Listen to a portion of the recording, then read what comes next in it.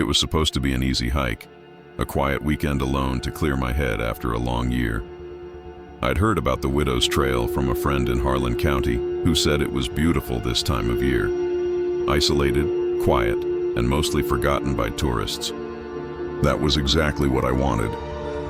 I didn't tell anyone where I was going, just packed my gear, parked my truck at the small gravel pull-off, and started walking up the ridge that led into the trail. The sign was half rotten and unreadable, nailed crookedly into a tree. A single black crow sat above it, watching me as I passed beneath. The air felt different up there, heavy, still.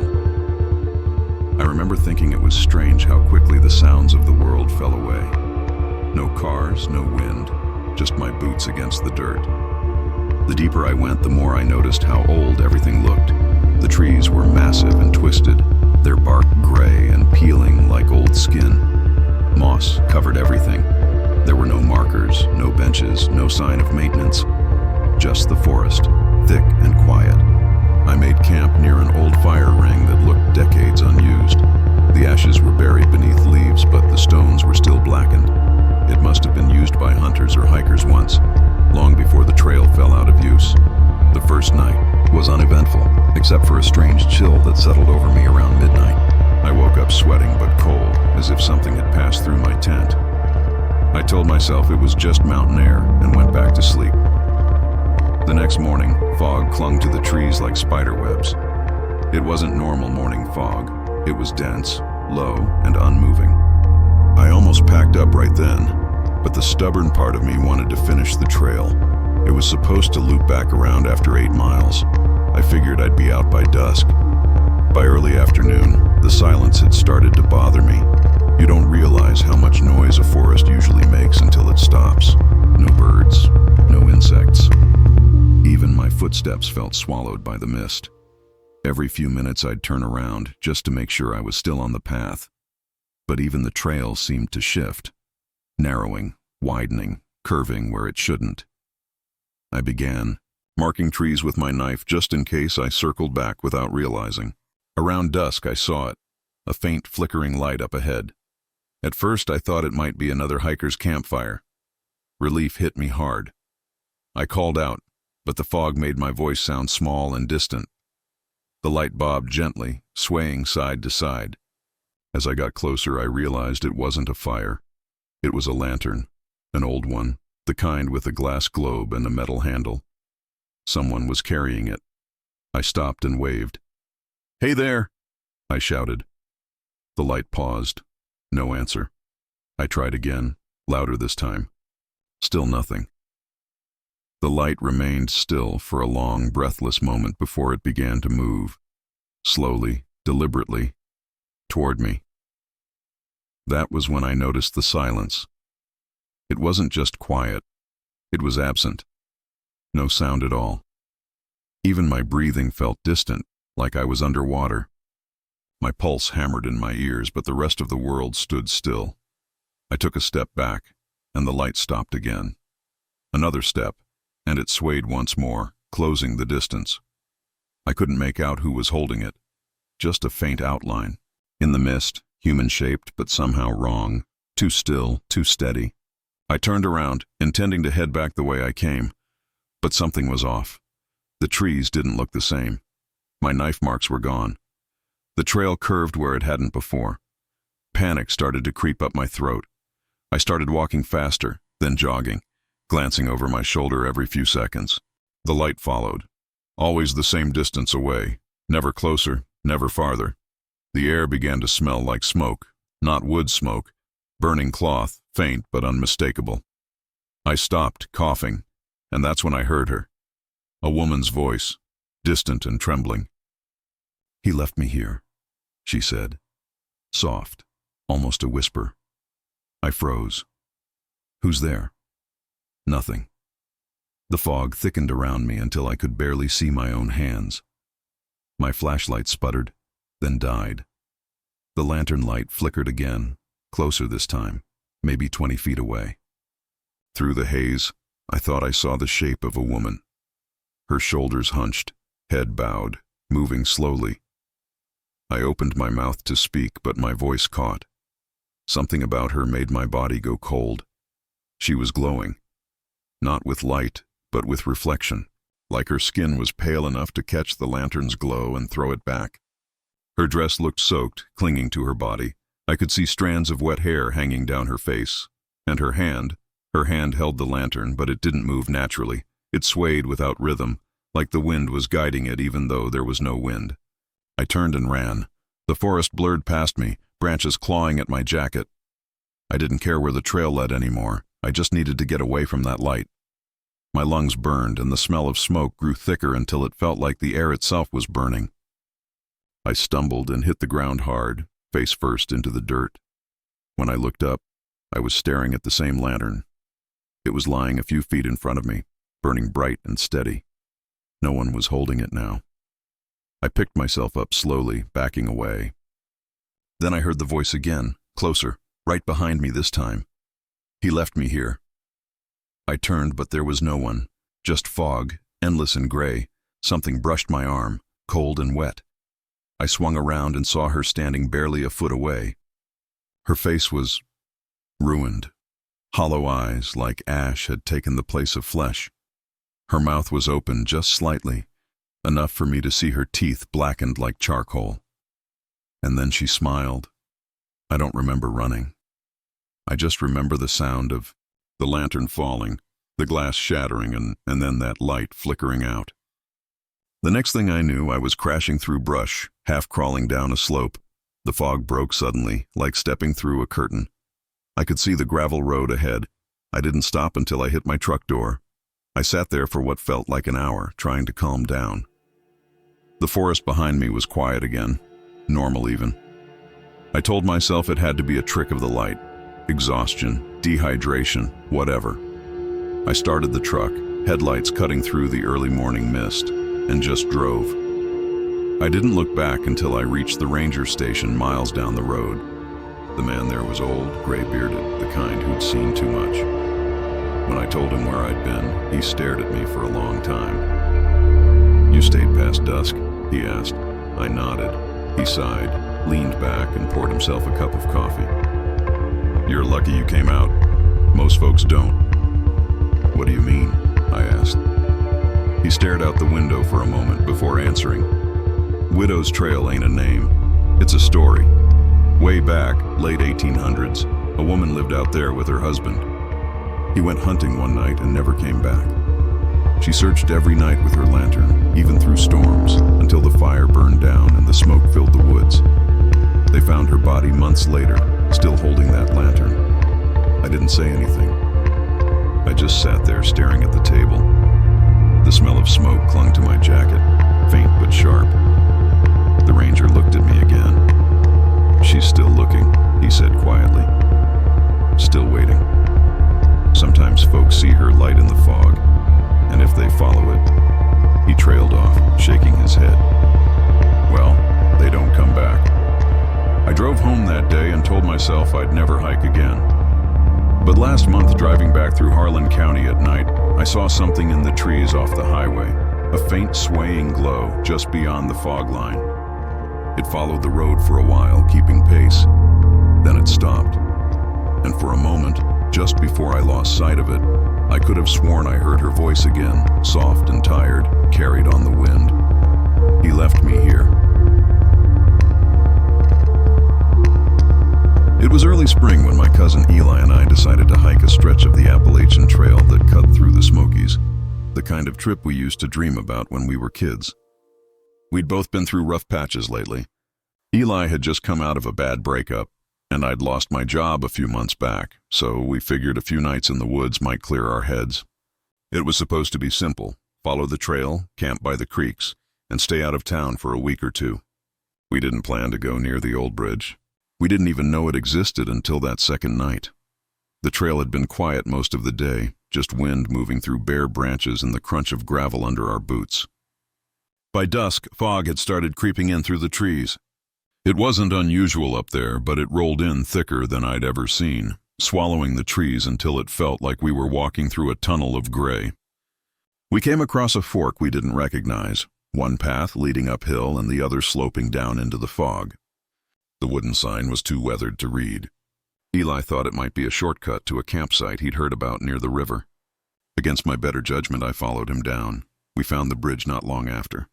It came out of nowhere, stretching over a deep gorge that was completely filled with fog. The structure looked ancient, wooden planks warped and dark from decades of weather. One of the railings had partially collapsed near the center, and I remember thinking there was no way it was safe to cross. But Eli was always the brave one. He stepped onto it without hesitation, his flashlight beam cutting through the mist like a sword. The wood groaned under his boots but held firm.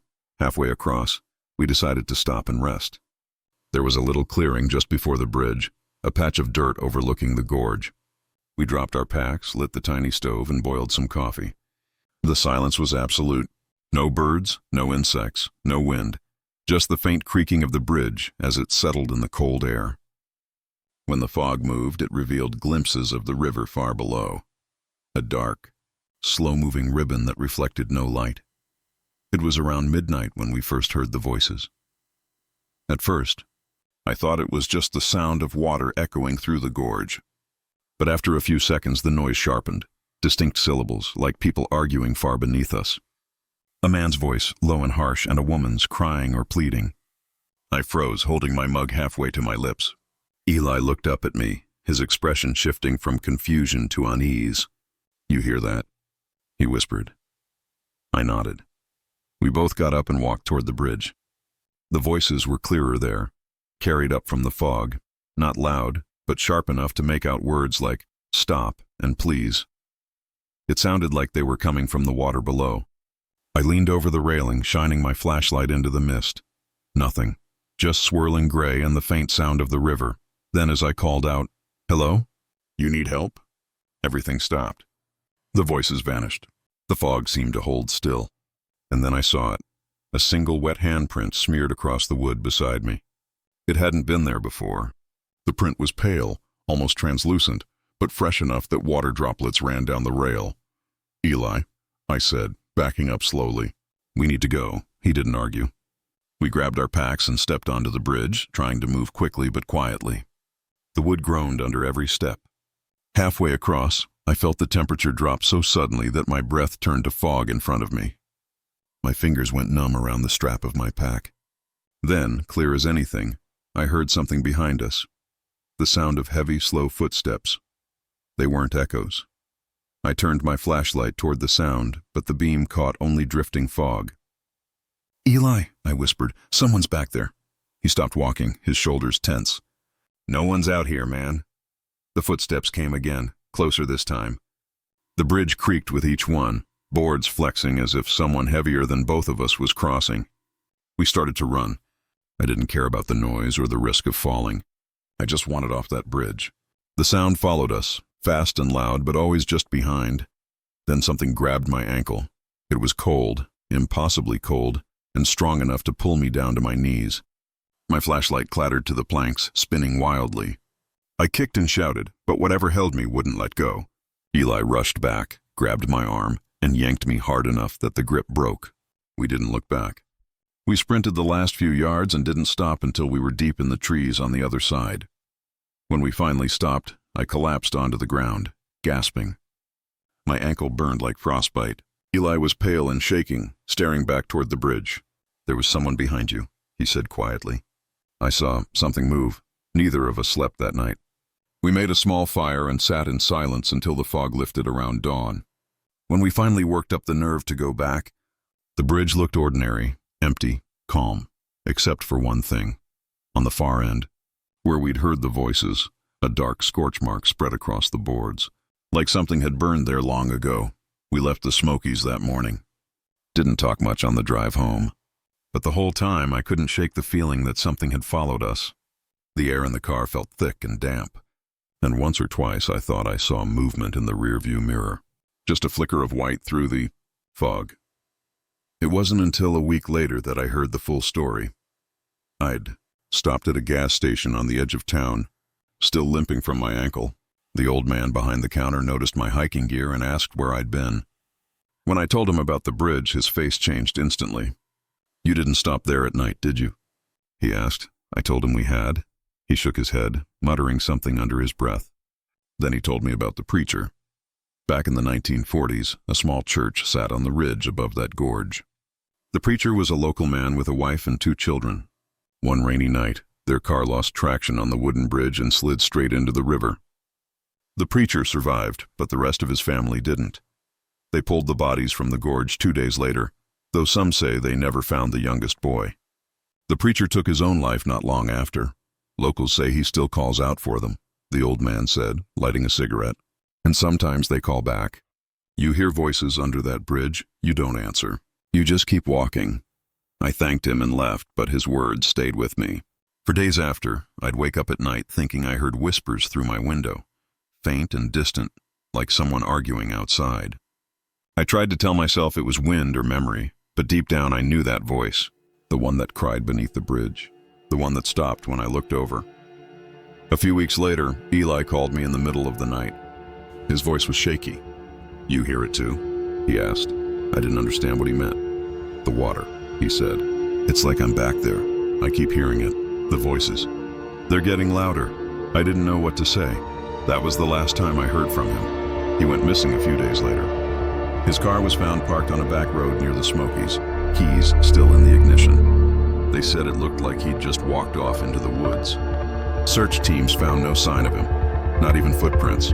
A month after that, I drove back to that same gas station. The old man was still there, same stool, same cigarette smoke curling through the air. When I told him about Eli, he just looked down and said, Some folks, once they hear him, they can't stop listening. I left without saying another word. Sometimes, when it rains at night, I sit in my truck and let the wipers go quiet. I can hear it then, that faint sound of rushing water. If I listen hard enough, the whispers come through, faint, tired, still arguing, still crying. And every now and then, just before I pull away, I swear I hear Eli's voice among them, calling my name from somewhere far below.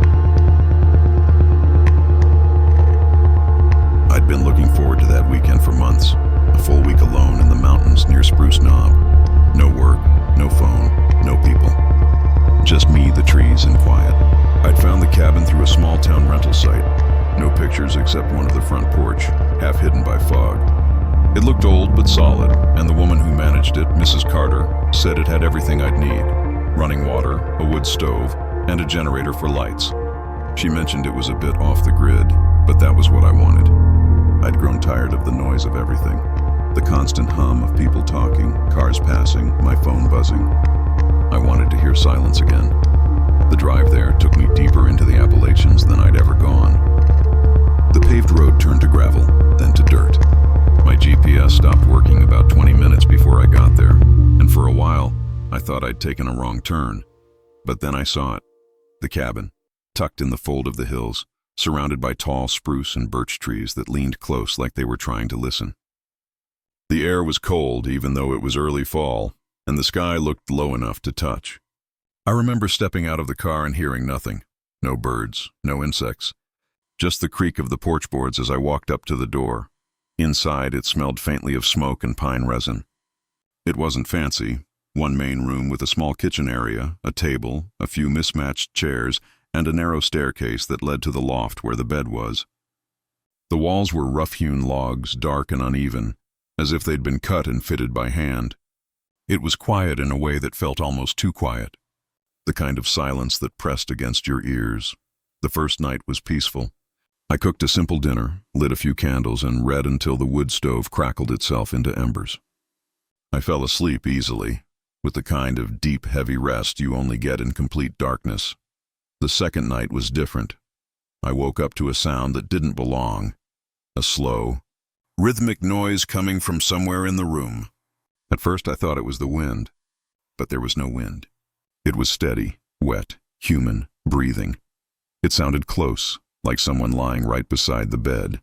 Slow and labored, with a faint rasp at the end of each exhale. I froze, my body heavy with the kind of fear that makes you forget how to breathe yourself. I turned my head slowly, but the room was pitch black. My hand fumbled for the flashlight beside me, and when I clicked it on, the beam cut through the dark like a knife. There was nothing there. The room looked the same, small, wooden, still. But the air felt wrong. Heavy, almost damp. I could feel it pressing against my chest. I remember whispering to myself that it was just my imagination, that maybe I'd been hearing my own breathing echo off the walls. I turned the flashlight off and lay back down, staring into the dark until morning. When I woke up, the air felt stale. My throat was dry and there was a faint smell, faint but distinct, of burnt wood. The kind of smell you get when a campfire's gone out but left smoke in the air. I opened the door and let the cold wind rush in. It helped a little, but not enough to shake the unease that had settled over the place. That evening, when I made dinner, I noticed the bread I'd brought was already moldy. The fruit was soft and brown. Everything spoiled faster than it should have. I didn't think much of it until later that night when I tried to sleep again. The breathing came back. It was louder this time. Not beside me, underneath me, like someone was lying directly below the floorboards, sucking in slow breaths through the cracks. I sat up and shined the flashlight across the room. Nothing. Just that sound, steady and low, as if the cabin itself was exhaling. I walked downstairs and stood in the middle of the room, listening. The sound came from everywhere and nowhere at once. The walls, the ceiling, the floor. It was as though the whole cabin was alive, lungs buried somewhere deep in its structure. The air felt thicker with every passing second. My flashlight flickered. Then the front door creaked open an inch, though I'd locked it tight before bed. I shouted, more out of panic than sense. "Who's there?" No answer. Just the faint whisper of breathing, softer now, retreating into the corners of the room. That night I didn't sleep. I sat by the wood stove, flashlight in hand, until the first hint of daylight broke through the window. When Mrs. Carter drove up that afternoon to check the generator, I told her about it. Not everything, but enough. I said I'd been hearing noises at night, like someone was in the cabin with me. Her face went pale. "You heard it breathing?" she asked quietly. I didn't know what to say, so I just nodded. She looked at the cabin for a long moment, then said, "I told them they shouldn't have rebuilt on this spot." "What do you mean?" I asked. She hesitated, glancing toward the tree line as if afraid of being overheard. "There was another cabin here before this one. Burned down back in the 30s. Family of 4 lived in it. A father, mother, and 2 little ones. They say the stove caught fire in the middle of the night. By the time anyone saw the smoke, it was too late.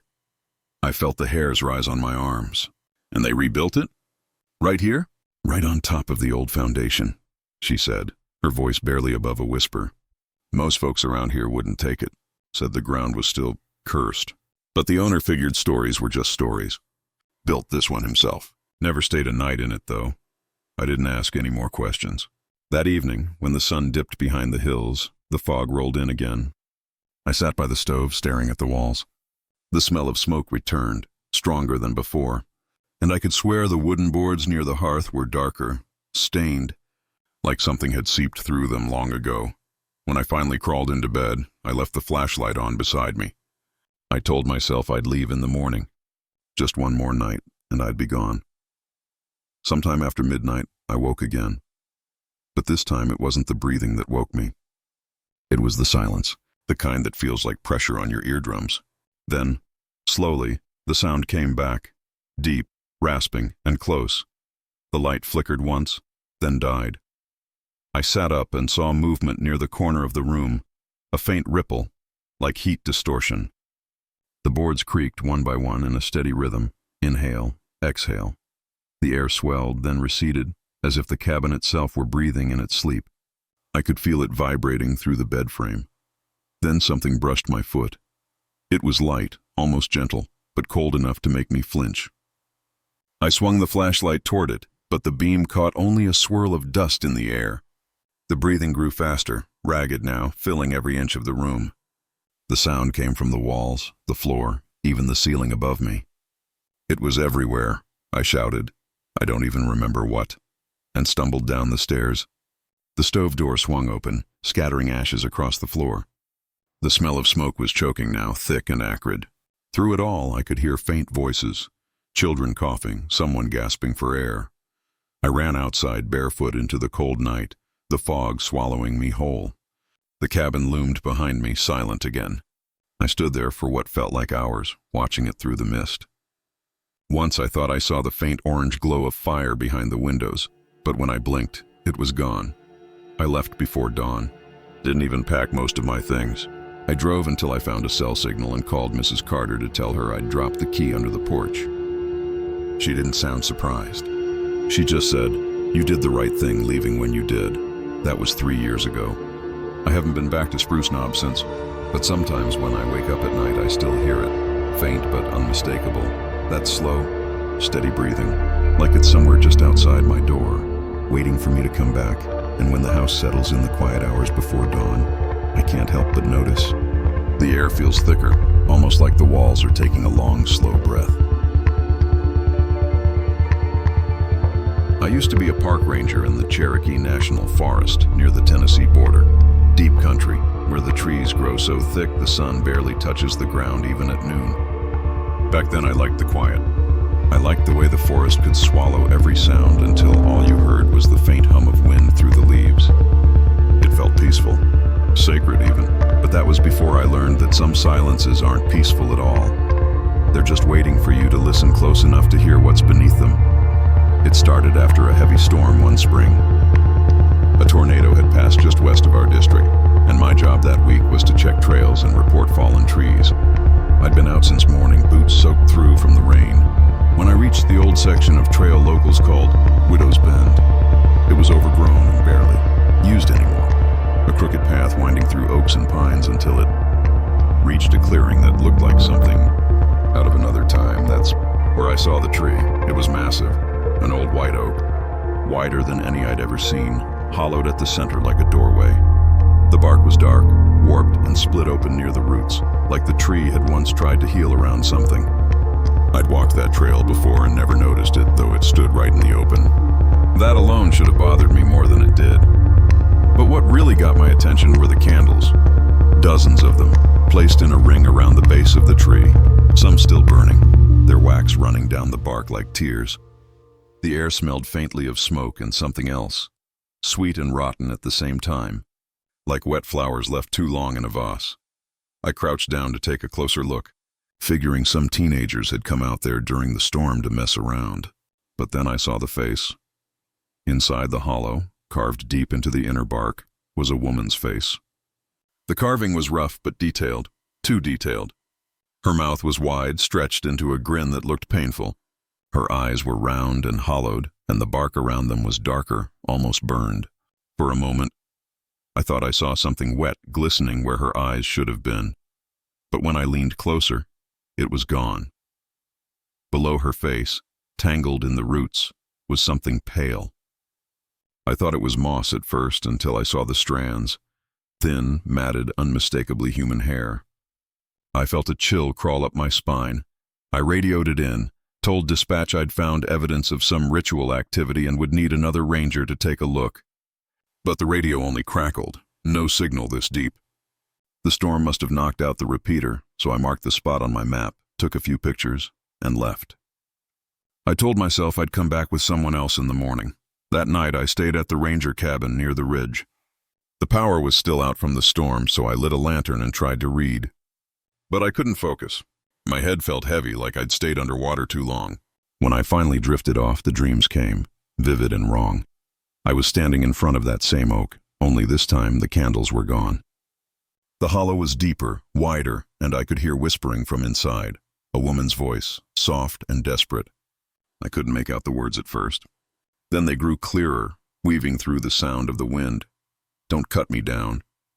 I woke up drenched in sweat, the whisper still ringing in my ears. The lantern had gone out sometime during the night, and the air smelled faintly of wet wood, the same smell from the tree. By morning, I'd almost convinced myself it was just a dream. I packed up my gear and hiked back to Widow's Bend. The forest was still damp, mist curling low to the ground. When I reached the clearing, my stomach dropped. The candles were gone. All of them. Not melted, not knocked over, gone. The ground where they'd been was undisturbed, no footprints, no wax, nothing. I stepped closer, shining my flashlight into the hollow, and felt my chest tighten. My name was carved into the trunk. It wasn't fresh. The bark around it had already darkened, as if it had been there for years. The letters were deep and deliberate, carved with the same hand that had made the woman's face. I backed away slowly, every instinct in me screaming to leave. But before I turned, something caught my eye, a faint shimmer inside the hollow. I leaned forward, and for a split second I saw movement beneath the carved face. The bark flexed, almost like skin shifting over muscle. The woman's grin seemed to widen. That was enough. I left fast as I could and didn't look back. When I got to the ranger station, I filed my report, candles, carvings, potential vandalism, and showed the pictures I'd taken. But when the photos loaded, the face was gone. The hollow was empty, just rough bark and shadow. My supervisor thought I was pulling a prank, told me to get some sleep. I didn't argue. That night, I couldn't stop thinking about the voice in my dream. "Don't cut me down." It kept echoing, twisting through my thoughts until I felt like the forest itself was whispering it. Around midnight, I drove back out there against every bit of common sense I had left. The trail was darker than before and the mist thicker. My flashlight barely cut through it. Every few steps I heard something. The faint sound of creaking wood, like branches swaying even though there was no wind. When I reached the clearing, I stopped dead. Someone had been there again. The candles were back, lit and flickering. The hollow looked deeper now, the edges of the bark curling inward like a mouth, and standing beside it was a figure, a woman, thin and still, her back turned to me. Her hair hung long and tangled, the same pale color as the strands I'd seen in the roots. She was whispering something I couldn't understand, her voice low and rhythmic. I called out to her. My voice sounded too loud in the quiet. She stopped whispering. Slowly, she turned her head toward me and I saw her face. It wasn't a face. Not really. It was bark and shadow, the same wide grin carved into her skin. Her eyes were hollow, empty sockets bleeding sap that ran down her cheeks like tears. I stumbled backward, tripping over a root. The light flickered and for a heartbeat, she was gone. Only the hollow tree remained, its carved face staring back at me, mouth twisted wider than before. I ran. I don't remember much after that, just branches snapping underfoot, my own breath ragged in the cold air. When I finally reached my truck, my hands were shaking so bad I could barely start the engine. I quit the ranger job not long after. Moved counties. Told everyone I'd just burned out from the work. That was the easy answer, but every now and then, when I drive near those woods, I still hear it. Faint, almost lost under the sound of the wind. A whisper, soft and pleading, "Don't cut me down." And sometimes, when the trees shift just right in the headlights, I swear I see her, standing there in the distance, half hidden by the fog. Her wooden grin watching me pass. The strangest part? That old white oak. It's still standing. I checked once, years later. People say it's hollow to the heart, but somehow it's never fallen. Not through storms, not through lightning, not through time. Maybe she meant what she said. Maybe she's still in there, waiting for someone to listen. My uncle was the kind of man who didn't talk much, but when he did, you listened. He'd lived his whole life in the hills of eastern Kentucky, near a stretch of forest people just called Pine Ridge. I must have been 12 the first time he took me camping there. He told me something that stuck in my head even though I didn't understand it then. He said, "Keep the fire alive through the night. The dark listens out here." I laughed when he said it. I thought it was just one of his mountain superstitions, like the ones about whistling after midnight or leaving bread out for the spirits. But after what happened a few years later, I stopped laughing. It was late October when I went back to Pine Ridge, almost 10 years later. My uncle had passed by then, and I guess part of me wanted to feel close to him again. The nights were already cold, and the trees were nothing but bare silhouettes against a gray sky. I hiked in about 3 miles before finding a small clearing that looked perfect, close to a creek shielded from the wind. By dusk, I had my tent up and a decent fire going. I sat there with a can of chili and a cheap flashlight, watching the flames dance and listening to the forest hum, the steady chirp of crickets, the low whistle of wind through pine needles. Everything felt still, familiar, safe even. Around midnight, I woke up to silence. That's what caught me first, not a sound. No wind, no insects, not even the creek. It was like the forest was holding its breath. I sat up, still half asleep, thinking maybe a storm was rolling in. But the air was clear and cold, and the stars above the tree line were sharp as needles. Then I heard it. Soft footsteps, just beyond the firelight. At first, I thought it was a deer. The steps were slow, deliberate, crunching through dry leaves in a circle around the clearing. But the longer I listened, the more wrong it sounded. There was rhythm in it, like someone walking barefoot, heel to toe, heel to toe. Every few seconds it stopped, then started again a few feet closer. I called out, "Hello?" My voice sounded small, shaky. "Who's out there?" No answer. The fire flickered as a breeze passed, and I caught a whiff of something foul, like wet soil and decay. I grabbed my flashlight and aimed it toward the trees. The beam cut through the smoke, catching the edge of something pale before it disappeared into the brush. For half a second I thought I'd seen a person. Bare feet, skin grayish-white, vanishing behind a tree. I froze. I waited for a sound, a branch breaking, a voice, anything. But all I could hear was my heartbeat. I threw more wood on the fire until the flames flared bright again. Then I sat awake, staring at the dark until morning. When the sun finally rose, the forest looked normal again, peaceful, almost mocking in its stillness.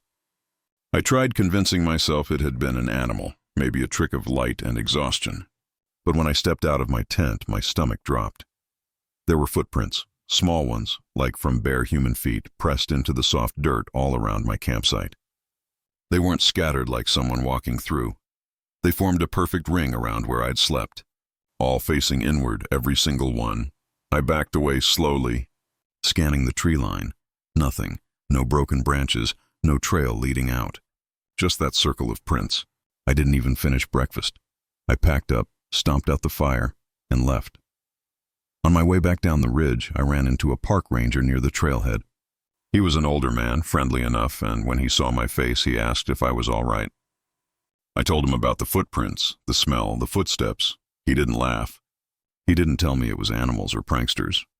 He just went quiet for a moment, then said, "You camped up by the old Pine Ridge path, didn't you?" I nodded. He sighed, looked off toward the tree line, and said, "That trail used to be part of an old settler route, back before the county was even mapped proper. Whole families lived up there once. But the winters hit hard. There was one year, maybe 1880-something, when a blizzard came early. Took 'em all. Folks tried to reach town for supplies, but none made it out. When the thaw came, they found cabins empty, food half-cooked on the stoves. No bodies." He paused, then added, "They say when the nights get real cold, you can still hear them walking, looking for warmth they never found." He gave me this look, not mocking, not teasing, just a kind of tired sympathy. That's why I tell folks not to camp up there alone. I thanked him and left, but his words stuck with me. That night back home, I couldn't sleep. Every time I closed my eyes, I saw those prints circling me, all pointing inward. I kept telling myself it had to be people, maybe kids messing around. But the smell, the silence, none of it fit.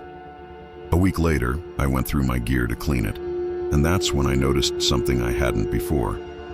My sleeping bag smelled faintly of wet dirt.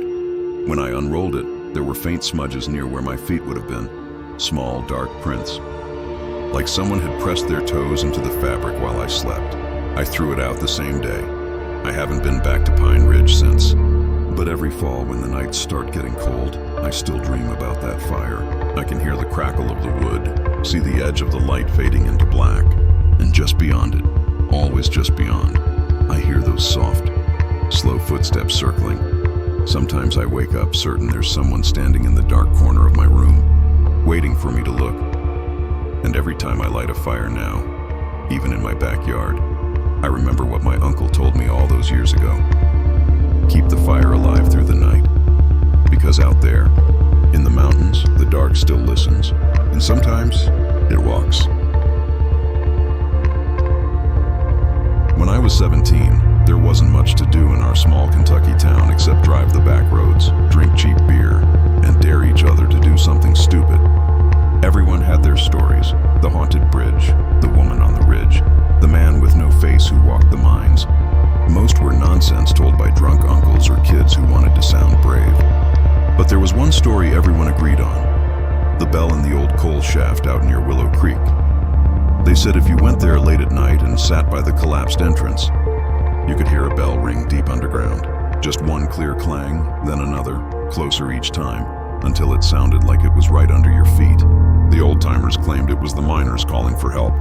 7 of them had been buried alive when the shaft caved in sometime in the 1920s. Their families waited weeks, but the rescue crews never found the bodies. My granddad used to say the mine was cursed. that you could still smell smoke coming from the cracks in the earth years after it closed. I didn't believe any of it. My best friend Carter didn't either, or at least he pretended not to. He was one of those guys who could make you feel like a coward just by smirking at you. So when he suggested we drive out there one night after work, I said yes before I even thought about it. I told myself I just wanted to prove it was all bullshit. But truthfully, I wanted to stop being afraid of the woods, that endless stretch of dark that seemed to swallow sound itself. We left around midnight. The road to the mine was half-eaten by weeds, barely visible under the moonlight. The trees pressed in tight, their branches scraping the truck as we crawled through. By the time we reached the clearing, the air felt heavy, like it was holding its breath. The ground dipped down into a pit where the entrance used to be. There was a rusted gate with a "Do Not Enter" sign, half buried in dirt. A few old tools still lay around, a bent pickaxe, the frame of a cart. The earth smelled like rain and rust. We killed the engine and sat there for a moment, neither of us speaking. The forest was dead quiet. No wind, no bugs, not even the sound of water from the creek nearby. Just silence. Carter grabbed a flashlight and 2 beers from the cooler, handed me one and said, "Guess we wait for the bell." So we did. We sat on an old wooden beam near the entrance, our backs to the trees. The beam creaked under us and every sound seemed too loud. The pop of the beer can, the scrape of our boots on gravel. I tried to laugh it off, but my voice sounded wrong, like it didn't belong in that place. After about 30 minutes, I started to relax. The night air was cool and the beer took the edge off. Carter tossed a rock down into the dark and said, "Maybe the ghosts are on break." We both laughed, but then I heard it. A single, distant clang. It was faint, like metal on stone, but it was there. I looked at Carter. He was frozen, his smile gone. "Probably something falling down there," I said. He didn't answer. Then it came again. Clang.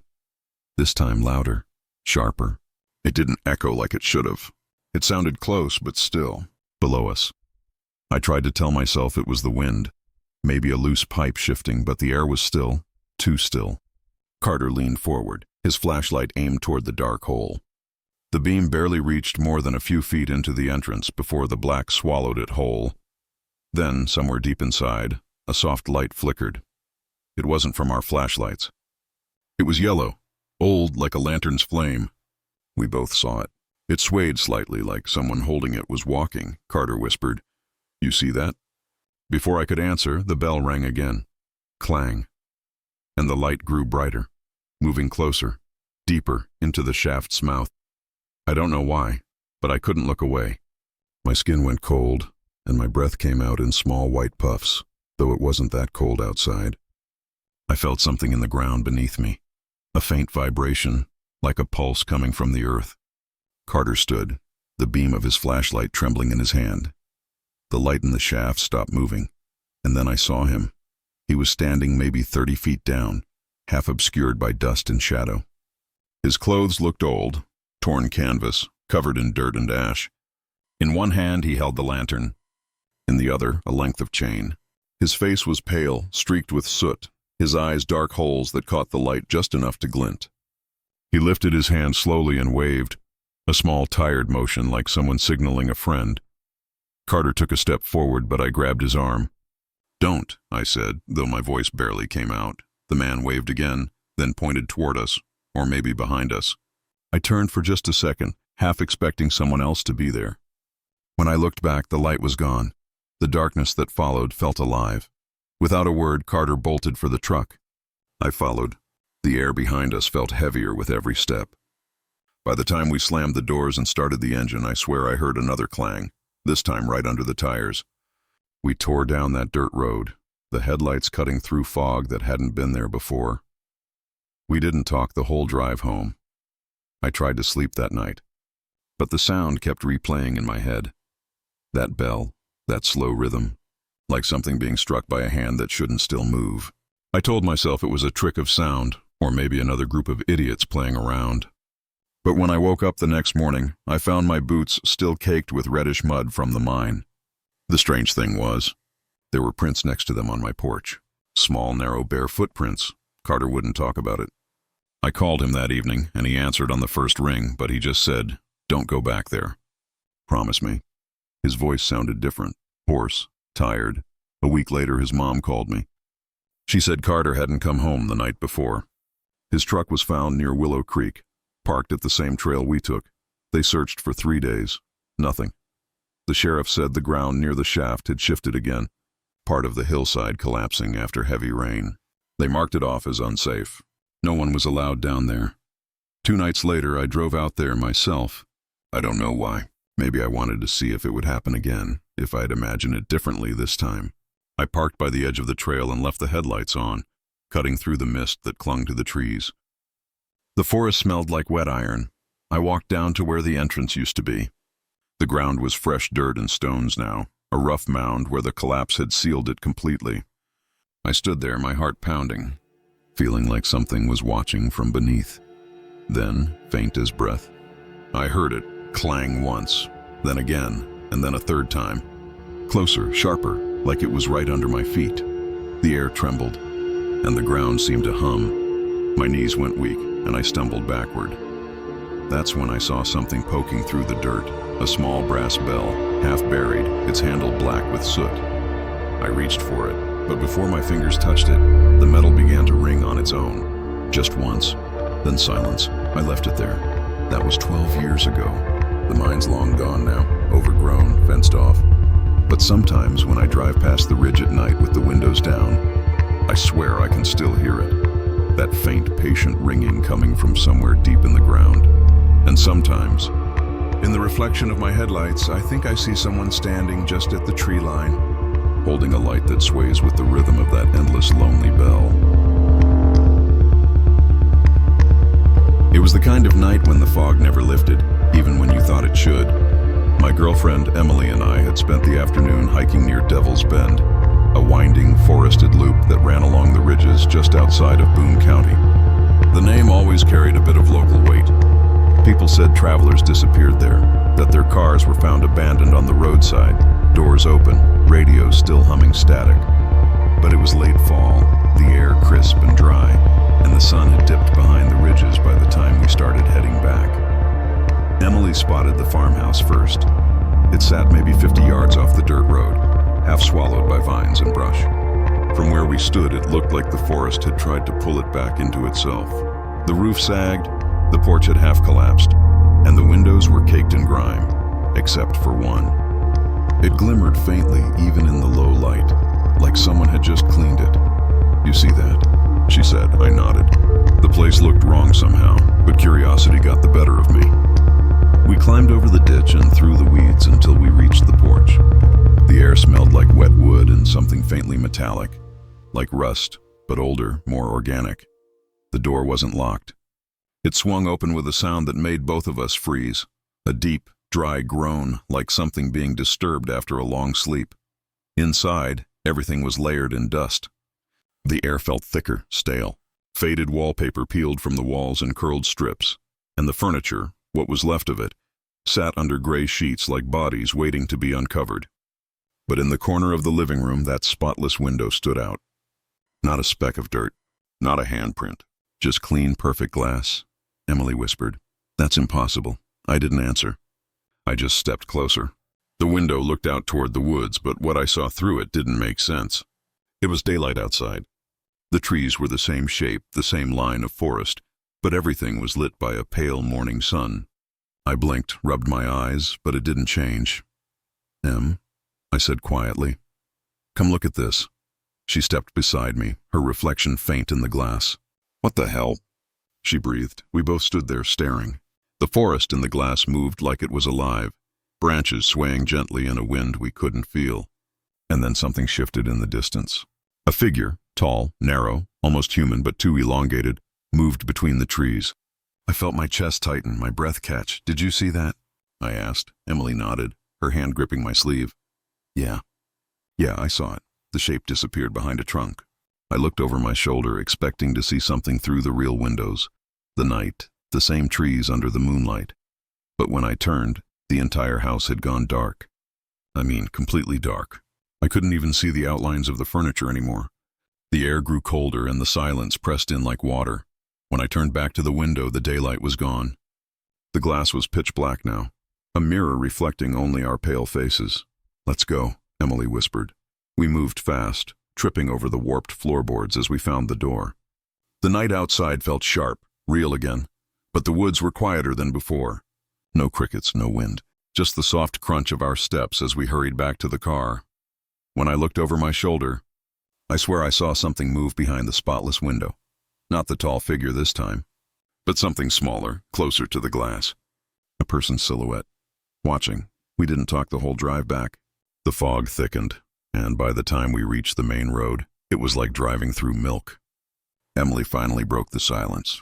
"When we left," she said softly, "I saw someone standing in the window." I glanced at her. "You mean when we were walking out?" She shook her head. "No, when we got to the car. They were inside. Watching us, I didn't respond. I didn't want to know more. A few days later, I told my buddy Dave about it. He grew up near that area and knew every rumor tied to it. When I mentioned the window, he went quiet. They say there was a family that lived there back in the 50s, he finally said. Father, mother, 2 girls. They disappeared one night. Neighbors claimed they saw lights in the woods like lanterns moving between the trees. When the sheriff came the next morning, the whole house was empty. But one window, just one, was spotless. Not a single speck of dust, like it had just been cleaned. He told me they found shoe prints leading from the front door to the tree line, small ones like a child's. But they stopped halfway into the woods. Nothing after that. No bodies, no signs of struggle. The house had been abandoned ever since. That night I dreamed about the window. I was standing in front of it again, but this time the daylight outside was brighter, almost blinding. I could see the forest clearly, every leaf, every shadow. Then something moved past the trees, closer and closer, until it stopped just beyond the glass. I couldn't make out its face, but it was tall, wrong, stretched thin like it had been pulled too far. Its hand pressed against the glass from the other side, and I woke up before it could push through. Emily didn't want to talk about it anymore. She said thinking about that place made her feel sick. 2 weeks later, she called me crying. "I think something's in my apartment," she whispered, by the window. When I got there, she was sitting on the couch, shaking. The blinds were closed, but I could see smudges on the inside of the glass, long streaks, like fingers dragged down slowly. She said she'd been hearing tapping at night, 3 soft knocks every few minutes, always from the same window. I tried to calm her down, told her it was probably just branches in the wind. She didn't believe me, and truthfully, neither did I. A week after that, the farmhouse burned down. I saw it on the local news, a 2-minute clip with grainy drone footage showing black smoke rising over Devil's Bend. No cause determined. They said the fire started inside and spread fast. No one had lived there for decades. The report ended with a shot of what was left, a single standing wall, and in it, a square frame of glass that hadn't shattered. It was still spotless. That image stuck with me. A few nights later, I drove back out to Devil's Bend. I don't know why. Maybe I wanted to prove something to myself, that it was over, that what we saw was just some trick of the light. The road was slick with mist, the trees leaning over like they were listening. When I reached the clearing, the house was gone, just a blackened foundation and a smell of wet ash. But there, lying in the dirt near where the window used to be, was a single shard of glass. Perfectly clean, not a speck of soot. I knelt down, hesitated, then picked it up. The moment I did, the air around me seemed to bend. The woods brightened, not with my flashlight, but with sunlight. Real, blinding sunlight. I could see the forest as if it were noon, and standing between the trees was that tall, thin shape. It was watching me. When I blinked, everything went dark again. The shard slipped from my fingers, landing silently in the dirt. I ran back to my car and didn't look back. That was 3 years ago. I don't go near Devil's Bend anymore, but sometimes when I wake up at night, I catch my reflection in the bedroom window. And for just a second, it looks like daylight behind me. And once, just once, I swear I saw someone else in that reflection. Tall, thin, standing in a forest that isn't there. It was raining the night I found the church. Not just a drizzle, but a full Appalachian downpour, the kind where water hits the windshield so hard it sounds like gravel. I was driving the back roads between Clay County and Pineville, cutting through the hills to save time, when the GPS froze and the radio went dead. The road had turned into a winding ribbon of mud and fog, and I hadn't seen another set of headlights in hours. It was around midnight when I saw it, a small white shape off the side of the road. At first I thought it was an old barn, maybe a schoolhouse. The headlights hit the trees just right, and for a second I could see a steeple, narrow, tilting, with a metal cross at the top that glinted in the lightning. I slowed down, trying to make sense of it. There wasn't any driveway or sign, just a clearing and a faint footpath that led into the trees. But what struck me most was the direction it faced. The church's back wall, the blank weathered boards and a single high window, faced the road. The front doors were turned toward the forest, hidden in the dark. It was like whoever built it didn't want it to be seen from the outside world. Something about that bothered me. I pulled over. The rain had eased into a steady mist, and the sound of it dripping from the branches filled the silence. I got out with my flashlight, leaving the engine running. I don't really know why. Curiosity, I guess. I've always been drawn to strange places like that. When I got closer, the smell hit me first. Damp wood, mold, and something faintly metallic, like old blood or rust. The church was small, maybe one room with a narrow steeple. Its white paint had peeled away in long strips, and the windows were fogged over from the inside. I walked around toward the front, mud sucking at my boots, and that's when I saw the light, flickering candlelight. Through the front window I could see inside. There were people sitting in the pews, a dozen or so, all facing the altar. None of them moved. The candles cast shadows on their shoulders and faces, soft and orange, but every one of them sat perfectly still. The room looked old but kept, as if it had been prepared for service. I should have left right then, but I didn't. I remember thinking maybe it was some kind of late-night gathering or a wake. I called out, just a quick, "Hello?" But the sound died against the trees. Nobody moved. When I touched the door handle, it was cold. I pushed it open, and the hinges moaned loud enough to make me flinch. The air inside smelled like whetstone and wax. The moment I stepped in, the candles went out, all at once. The darkness swallowed the room, and I froze, my heart pounding so hard I could hear it. I swung my flashlight around. Every pew was empty. The light slid across wood and shadow and nothing else. The altar stood bare except for a single open hymn book, its pages fluttering even though the air was still. I could see water dripping from the ceiling in tiny glints. That was when the sound started. A soft rustling, like people shifting in their seats. I turned the light toward the pews again, but they were still empty. The rustling grew louder, moving closer, circling me in the dark. Then the hymn book on the altar began to move. Slowly the pages turned, one at a time, steady, deliberate. The sound of the paper scraping against the wood echoed through the church. My flashlight flickered, and in that strobe of light, I thought I saw shapes, faint, gray, seated figures, for just a second before they vanished. I backed away toward the door, the beam shaking in my hand. I didn't even realize I'd dropped my flashlight until I was outside, running through the mud back to my car. When I slammed the door shut, my hands were shaking so badly I could barely turn the key. As the engine roared to life, I caught one last look in the rearview mirror. The church windows were glowing faintly again, like the candles had relit themselves. I drove straight home that night. Didn't stop until the sky started turning gray. The next day I couldn't get it out of my head. The way the church had faced away from the road, the people, or whatever they were, sitting so still. I had to see it in daylight to prove to myself it was real. So I went back. It took me longer to find the spot than I expected. The road wound in circles through the woods, and for a while I thought maybe I'd dreamed it. Then I recognized the clearing. Same bend in the trees. Same muddy ditch. Only now there was nothing there, no church. No foundation, just a flat patch of mud with faint rectangular indentations where a building might have stood.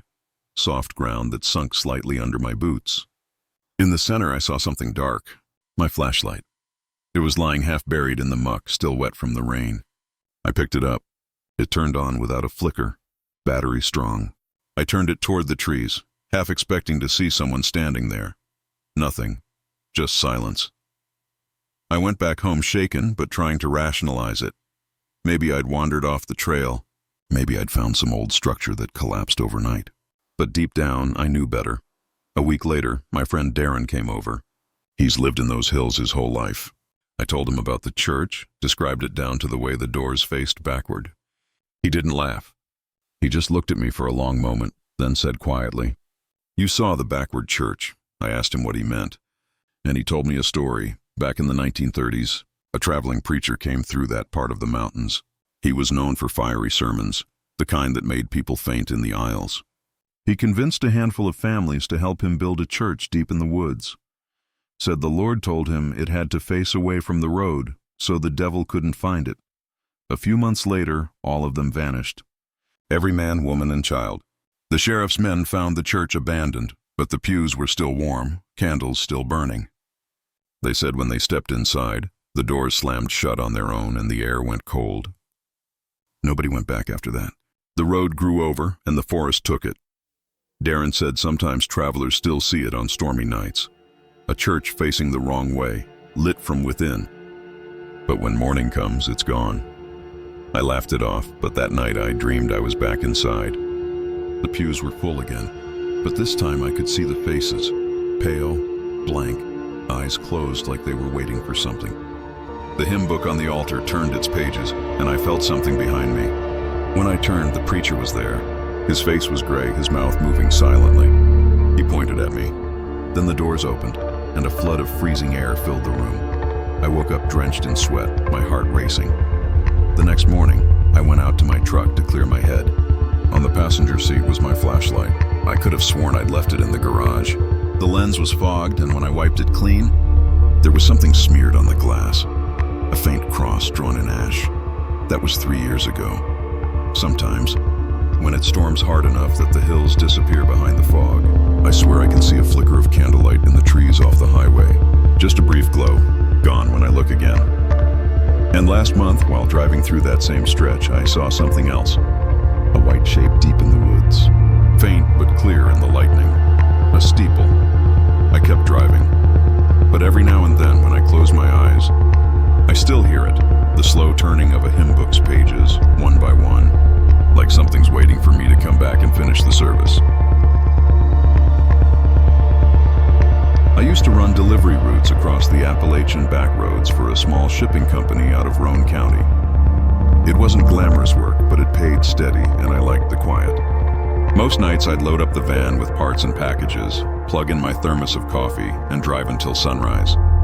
I knew those roads like the back of my hand, the winding hollers, the broken guardrails, even the gas stations that still had working payphones. There was one stretch, though, that I never got comfortable with. A lonely piece of Route 41, near Blackwater Ridge. The old-timers called it the Whispering Mile. I used to laugh when folks said that, back before I knew why. The first time I noticed something odd, it was late October. The fog that night was thick as wool, rolling over the hills like smoke. I had a shipment bound for a hardware store 2 towns over and was trying to make up lost time. Around mile marker 13, I remember the number because of what came after. My GPS froze. The signal dropped clean off, even the clock on my dash flickered. Then my radio, which had been playing old country static, hissed like it was catching breath. That's when I heard it. A faint whisper, barely audible under the static. My name. Eli, I damn near slammed on the brakes. I figured it was some weird trick of the radio waves. Maybe a late-night broadcast bleeding through. But the way it said my name, slow, drawn out, familiar, it made the hairs on the back of my neck stand up. I turned the radio off just to be sure, and drove the rest of the way in silence. A few nights later, I passed the same stretch again, and the same thing happened. Signal gone, radio hissing, and then, Eli. This time, I thought I heard a second voice behind it, softer, like someone speaking through a wall. I told myself it was the wind, but the sound had rhythm, syllables, like a voice trying to find shape. I mentioned it to my dispatcher the next morning, jokingly, while grabbing coffee. He didn't laugh. He said that road had stories, something about accidents and missing truckers. I brushed it off, but that next night I couldn't shake the feeling of being watched. Every time my headlights swept through the trees, I thought I saw shapes, like figures stepping just out of sight. By the 3rd week, I'd started avoiding that route altogether. But one night we were short-staffed and I didn't have a choice. It was raining hard, the kind of Appalachian rain that feels alive, hammering against the windshield so loud it drowns your thoughts. When I hit the start of that stretch, the world felt muted. The forest pressed close, and the fog crawled low across the asphalt. As I neared the mile marker, my high beams caught something strange. The metal sign was scratched up, covered in faint etchings. I slowed down, squinting. They were initials, dozens of them, faded, carved deep into the metal like claw marks. Some were so old the rust had swallowed them, but others looked recent, sharp and silvery. I pulled over, maybe out of curiosity, maybe out of stupidity. I took my flashlight and stepped into the rain. The road was dead quiet except for the water slapping my jacket. I walked up to the mile marker, running my fingers over the carved letters. JT, LB, D Heart. Then at the very bottom, nearly fresh, I saw it. ELI. I froze. I hadn't carved that. I'd never even stopped there before. The edges were too clean, like it had been done within hours. I felt sick. My flashlight flickered and I turned toward the truck. That's when I heard it again, the whisper. Not from the radio this time. From the woods. It came in waves, hushed and broken, like breath through leaves. My name, over and over. Eli. Eli. I swung my light toward the trees, but the beam caught only trunks and shadows. Then, just for a second, I saw movement. A pale outline between the trees like someone standing too still. I ran back to the van, jumped inside, and floored it. The engine roared, but the tires spun in the mud before catching grip. The headlights swept across the woods, and in that split second, I saw faces, or what looked like them, staring from between the trees. Blurred by rain, white and hollow-eyed. When I got home, I didn't sleep. I sat in the kitchen with the lights on until sunrise. I told myself it was just exhaustion, that the brain sees things in patterns and shadows when it's tired. But the next morning, I went to check the van. The side panel, the metal near the rear bumper, had new scratches on it. The same initials, ELI. After that, I quit that route. I begged dispatch to transfer me to the city runs, and they did. For a while, things were fine. I stopped thinking about that road, stopped listening to static. Then one morning I came into the depot and folks were standing around quiet. Someone said a driver from night shift hadn't checked in. They found his truck the next day and parked on Route 41, right near mile marker 13. Engine still running. Radio still hissing. They said he was sitting upright, eyes open, but gone. The coroner called it heart failure. The funny thing was, when they brought the truck back, someone noticed the dash had been scratched. Faintly, like with a key or a nail. It said, "Help." I went to see the truck myself. I shouldn't have, but curiosity's a kind of sickness. The inside smelled like damp air and rust. The radio was gone, removed as evidence, I guess. But when I sat in the driver's seat, I swear I heard it again. Faint underneath everything else. Eli. I left that company a month later. Took a warehouse job where I didn't have to drive anymore. I thought distance would kill the memory, but sometimes late at night I still hear the static. It doesn't come from radios now. Sometimes it's the hum of the refrigerator or the white noise of a fan. I'll hear the hiss build, and under it that same whisper. My name, stretched out, waiting. Last week I drove up through the hills to visit my uncle. I took a different route, but curiosity got the better of me, and I found myself near Blackwater Ridge again. The road was overgrown now, like no one had driven it in years. I parked just to see. The mile markers were rusted, nearly hidden by weeds. But when I brushed the dirt off number 13, I saw something fresh. Not initials this time, but words. Stay. I don't know who carved it, or how recent it was, but as I backed away, the air went still. The forest felt heavy, like it was holding its breath. I swear I heard the faintest hum of static rising from somewhere deep between the trees. I didn't wait to hear more. Now sometimes when I drive at night and the radio cuts for just a second, I think about that place. About the voices that wait along that road, whispering to whoever's unlucky enough to listen. And I wonder if my name is still there on that mile marker, or if someone else's is carved over it now.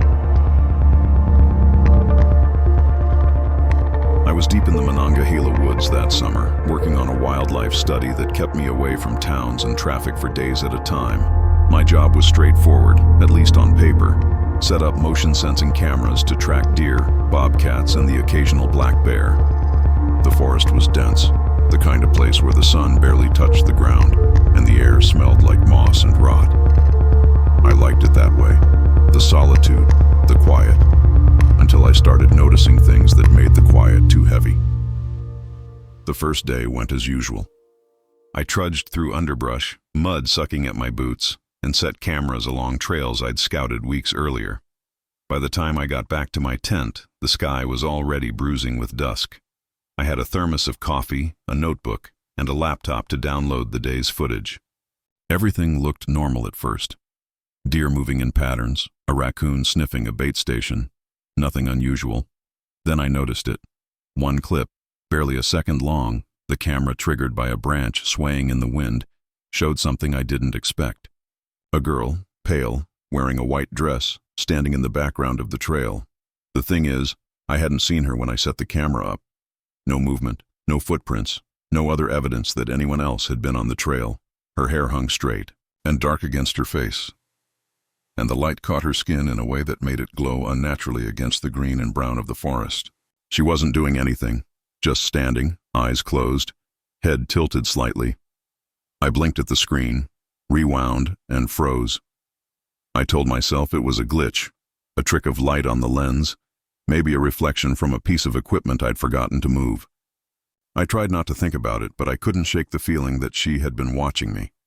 The next night I decided to check the camera in person. The trail was slick with rain, and the fog hung low in the hollows, curling around trees and rocks like it had a mind of its own. My flashlight beam caught wet leaves, tangled roots, and the occasional bobcat's eye reflecting back at me. When I reached the spot, my stomach turned cold. The camera wasn't where I left it. I scanned the area, stepping carefully to avoid snapping twigs. A few feet away I found it. Lens cracked, tripod legs bent, pointing directly at my tent. I swallowed hard and crouched to inspect the memory card. The final frame was enough to make me stumble backward. The same girl from the previous night was there again, closer this time. Her eyes were still closed, but her mouth was wide open, frozen in a scream. The background was blurred, or maybe it was the forest, but the focus was sharp enough to make her presence impossible to ignore. I don't know why I stayed in that camp another night, but I did. Part of me wanted proof. Part of me wanted to understand. I set up a new camera facing away from the trail to watch my tent while I slept. That night, I barely slept at all. The wind carried strange sounds, soft scraping and whispering that seemed to circle the tent. Every time I dozed, I'd wake to a feeling that someone was kneeling beside me, breathing close, even though I'd check and found nothing. The next morning, I walked the trail slowly, looking for footprints, anything to explain the cracked camera and the girl in the footage. There were none. Only my own boot prints and the faint indentation where the camera had stood the night before. The forest seemed quiet, almost too quiet, the kind of quiet that presses in on you from all sides. A week later, I tried one more experiment. I left the camera running all night, hidden in thick brush, aimed at the section of trail where the girl had appeared. When I retrieved the footage at dawn, my hands trembled. She was there again. This time she stepped into view slowly, as if moving in a trance. The dress floated just above the leaves, and every step she took made no sound at all. The camera shook slightly as if disturbed by the air around her. She stopped just a few feet from the lens, tilted her head, and, for a moment, it felt like she was staring straight into me through the screen, even with her eyes closed. I packed my equipment that day. The forest had lost its appeal. There was something alive and patient out there, something that didn't belong to the world I knew. I left the Monongahela woods for good, convinced I'd seen something I wasn't meant to see, something that would haunt the edges of my vision for the rest of my life. Even now, when I think about that summer, I feel the weight of her presence in the quiet. I can imagine her standing just beyond the edge of a camera's field, waiting, always waiting, her silent scream echoing in the dark hollows of the forest, in the whisper of leaves and the creak of a distant branch. I'd been hiking the ridges of the Allegheny Mountains with my friend Jared that spring, looking for a shortcut to a camping spot he'd found years earlier. The woods were dense, wet from a week of rain, and heavy with the smell of damp earth and decaying leaves. Branches snapped underfoot and the fog hung thick, curling between trees, muffling the usual sounds of the forest. It was the kind of place that feels alive in a way you can't shake. Not with animals, not with birds, but something else. older and quieter. We'd been following an old game trail for an hour, slipping over roots and rocks, when Jared stopped, hand raised and pointed. There it was, a small circle of stones with a fire burning in the center. It wasn't a campfire that looked abandoned or dying. The logs glowed as if smoldering from within, but no smoke rose. No flame licked the air. The light was steady, a soft amber that illuminated the surrounding underbrush. I froze. At first, I thought maybe someone was still there, someone who had set up camp just ahead. But the woods around us were silent. No voices, no movement, not even the usual chirp of frogs or insects. Just that fire. We approached slowly, boots crunching on wet leaves, hearts pounding. Jared kicked at one of the logs and it didn't move. Not a shift, not a wobble. I reached down and poked it with a stick. Solid, immovable. The warmth was faint, almost comforting, but it didn't feel natural, like the heat was part of the air itself. The smell hit me next. Copper, wet leaves, iron. My stomach turned. There was something wrong with the smell, the way it mixed with the clean scent of the forest rain. We circled the fire, hesitant, trying to spot footprints or clues. That's when I noticed them. Fresh prints pressed into the mud around the circle. Ours, yes, but something else too. A third set. Smaller, narrower, like a child's, but elongated. The toes splayed strangely. They weren't human, at least not entirely. They circled the fire again and again, connecting in ways that didn't make sense, looping tight, then wide, as if whatever had made them was pacing or dancing around something. I wanted to leave, pull Jared and go back the way we came, but my feet felt stuck. He didn't speak. We just watched, silent, as the glow from the logs seemed to deepen, shadows stretching and twisting beyond the reach of the firelight. Every sound of the forest seemed to vanish, replaced with a low hum, almost inaudible, vibrating through the soles of my boots. After a while, I shook myself, trying to snap out of it. "Let's go," I said. But when we turned, I thought I saw a movement just beyond the circle. The faintest flicker, like a shadow stepping out from the underbrush, gone the moment I blinked. I swear for a second it felt like someone was watching, pacing with the fire, waiting for us to leave. We left as quickly as we could without running, but the fire stayed behind us, glowing steadily, as if it didn't care that we were gone. The forest seemed alive with our passage, branches tapping like fingers, the fog swirling around us, clinging to our jackets and boots. I didn't dare look back until the next ridge, and even then it was faint, a soft light through the mist.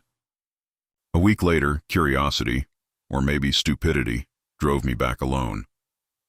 I wanted to see if the fire had gone out, if someone had been there. The forest was eerily quiet again, and the rain from that past week had left the trails slick and muddy. I followed my memory carefully, moving from ridge to ridge, counting tree markers I thought I'd remembered. When I finally came upon the clearing, my stomach dropped. The fire was there, exactly where it had been. The logs hadn't burned down an inch. The glow was steady, unchanging, almost alive. No smoke, no ash, nothing but that unnatural amber light. My boots squelched in the mud as I stepped closer. The circle of stones was untouched, clean despite the rain. I crouched to touch the logs. Cold, not warm, not embers. Cold, like they had been there forever, glowing without fire. The air smelled the same as before, copper and wet leaves, and around the circle, footprints, my own from the first visit, pressed into the mud. And the same third set, smaller, impossibly twisted, circling the fire like before. I backed away slowly, heart pounding, and as I did I saw something shift at the edge of my vision. A shape. Not quite human, not quite animal. Tall and thin, moving just behind the trees. It didn't step on the leaves, didn't break a twig. It was there, and then it was gone, leaving only the footprints around the fire. I don't know how long I stood there. Minutes, hours. It felt like the forest itself was holding its breath, waiting for me to understand something I couldn't. I turned and ran, not looking back, trying to memorize every tree and ridge to ensure I could leave. When I finally reached my car, I didn't stop driving until I hit the highway, the mist still clinging to the hills behind me. I've never told anyone where that fire is. I don't plan to. Even thinking about it now brings back the heat of the amber glow, the smell of iron in the rain, and the way the forest went silent, like it was listening. Sometimes late at night, when the wind rattles the windows and the air smells faintly like wet leaves, I swear I can see that glow behind my eyelids. And I know somewhere deep in the Monongahela woods, the fire is still burning, circling, waiting, patient and unmoving. It doesn't care about time. It doesn't care about me. It just waits, quietly, for anyone who dares to wander too close. I grew up in Watauga County, just outside of Boone, and I knew those hills like the lines on my own hands. My brother Daniel and I spent our childhood exploring every back road, every deer trail that wound through the Appalachian woods. When people told stories about haunted places, old mines, forgotten cemeteries, ghost lights, we'd go looking for them. Raven's Gap was one of those places. Folks around town said it was cursed. A narrow gorge cut between two cliffs, where sound carried strange, like the earth itself was whispering back. Some said the name came from a woman who jumped there in the 1920s after her husband vanished in a flood. Others said you could still hear her scream at dusk, bouncing between the rock walls. Daniel and I always joked about going there at night, but it was just talk until last year. He'd been going through a rough time. Lost his job, his girlfriend moved out. He started hiking alone, spending nights in the woods, saying it helped clear his head. When he didn't come home one weekend, I figured he was just camping again. But after 3 days, I got worried. His truck was found parked near the old service road that led to Raven's Gap. The ranger who found it said it looked like it had been there since Thursday. I grabbed my flashlight, boots and coat, and headed out that night.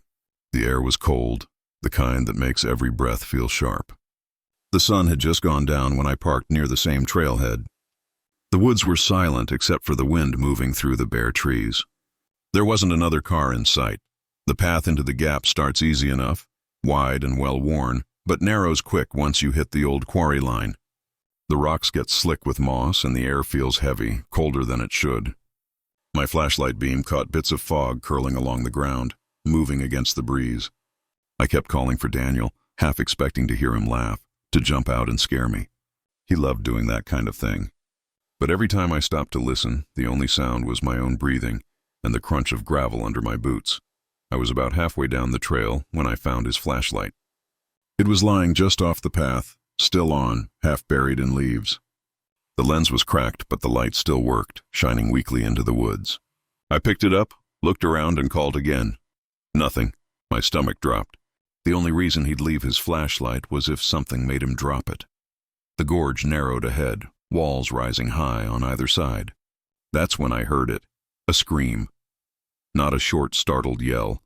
A long, drawn-out scream that echoed off the rock, bending and twisting until it sounded like there were dozens of voices. It came from deep in the gap, then from behind me, then from above. I froze. My flashlight trembled in my hand as I swung it back and forth, trying to find where it came from. It was a woman's voice, raw and broken, echoing like it was trapped between the cliffs. Then it stopped. The silence that followed was worse than the scream. I stood there, heart pounding so hard I could hear it in my ears. The air felt different, charged, electric. I took a cautious step forward, shining the light along the rock face. There were faint marks, scratch lines, like someone had tried to climb, fingers digging into the damp stone. I knelt down and found something else near the base. A torn piece of fabric, dark and damp, caught on a branch. It looked like part of Daniel's jacket. I called his name again, louder this time, and that's when I heard it. Eli. It was my name. But it didn't come from the trail ahead. It came from above, from the top of the gorge. I whipped the light upward, squinting into the darkness. The cliffs rose maybe 100 feet, jagged and uneven, covered in brush and bare branches. I thought I saw a movement, a shadow leaning out from the ridge, watching. I shouted, but the shape didn't move. The wind picked up, howling through the rocks. And for a second, I could have sworn it carried Daniel's voice again, closer this time, right above me, saying my name the same way he used to when we were kids. Then everything went dead quiet again. I don't remember deciding to move, but I started climbing. The rocks were slick, my hands numb from the cold. Every few feet I'd stop and listen, hoping to hear him again. Sometimes I thought I did, faint, broken, like whispers blending into the wind, but I could never tell where they came from. Once I caught a flash of light, like a reflection high up the slope, gone before I could focus. By the time I reached a small ledge halfway up, my flashlight started to dim. I leaned against the stone, breathing hard, and looked down. The trail was far below now, swallowed in darkness. That's when I noticed something strange. There were small indentations in the mud beside me, leading up the rock face. Footprints, bare, too small to be Daniel's. The toes pointed toward the edge, not away from it. The scream came again, closer. It was deafening this time, reverberating inside my skull. I dropped the flashlight. It bounced once, twice, and disappeared into the dark below. The world spun. My ears rang, and for a split second, I thought I saw her, a woman standing at the edge of the opposite cliff. Long dress, hair tangled, face hidden in shadow. She didn't move, just stood there staring across the gorge. Then, as the echo faded, she was gone. I scrambled back down as fast as I could, slipping, scraping my hands raw. By the time I hit the bottom, the fog had thickened, rolling through the gorge like smoke. I could barely see 5 feet in front of me. I turned in circles, trying to find the trail again. The fog made everything look the same. Trees, rocks, even the sound of my footsteps bounced back at me. And then, clear as day, from somewhere behind me, I heard him whisper, "Eli." It was Daniel's voice. I spun around, heart hammering, but there was nothing. Just fog and dark. I called his name, voice cracking, and the whisper came again, this time from the opposite direction. I turned my head, then froze. He was standing there, or something that looked like him. Same height, same build, clothes dirty and torn. But his face was wrong, pale, drained of color, and his eyes. They didn't catch the light. He opened his mouth like he wanted to say something, but no sound came out. Then, before I could move, the fog closed around him and he was gone. I ran. I don't remember how I found the way out, but somehow I did. I burst through the tree line, gasping, the night air feeling too thin, too clean after what I'd heard in that gorge. I didn't stop running until I reached the ranger station, banging on the door until someone answered. The search teams went out the next morning. They combed the trails, sent dogs into the gorge, even rappelled down the cliffs. They found nothing. No signs of struggle, no footprints, no torn fabric, not even his flashlight. The ranger looked at me like I'd lost my mind when I told him about the screams, the voice, the woman. He said people hear things in the gorge all the time. The shape of the canyon plays tricks with sound. Maybe he's right. But that doesn't explain what I saw. It's been nearly a year now. I stopped hiking after that, stopped going near the woods entirely. But sometimes, when the wind shifts just right and blows down from the mountains, I can hear something faint. A scream, stretched thin across the ridges, or a whisper, my name, carried on the wind. And every time it happens, I remember the way his voice sounded that night. Not scared, not angry, just lost. Calling for me from somewhere I'll never reach.